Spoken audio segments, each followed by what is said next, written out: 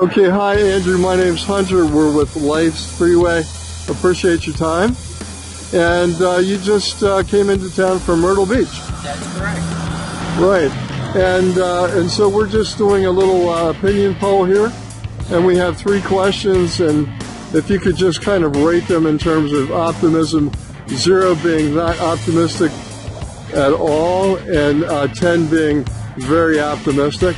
And the first thing that we'll present is your concerns about political candidates, not a specific response, but are you optimistic that a change in administration or, say, a continuance of the same would change politics in general here in the United States? Well, my opinion is we definitely need a change. We definitely need a change. And I think our country was founded on religion.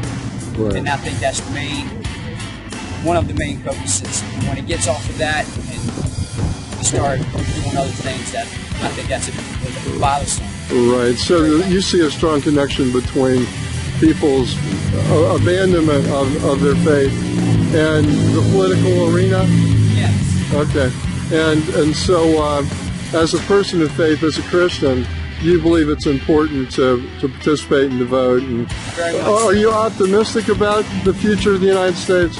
At the moment, I am. At the moment. So where would you rate that on a scale of 1 to 10? 10 is like you're just fully optimistic, and so on. 0 meaning you're taking the next bus.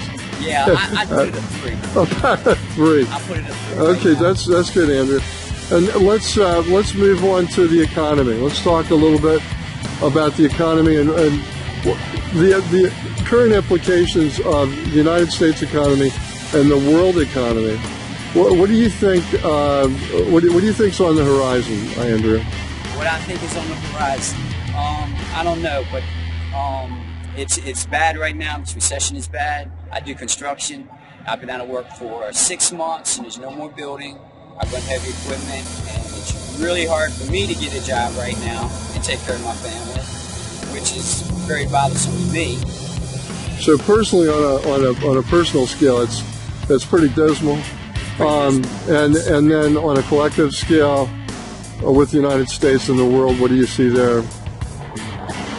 I try to be optimistic. I hope for the best. As far as the scale, I'd just have to say a 5. Okay. All right, so 50-50. Yeah. Let's hope for the best and see what happens.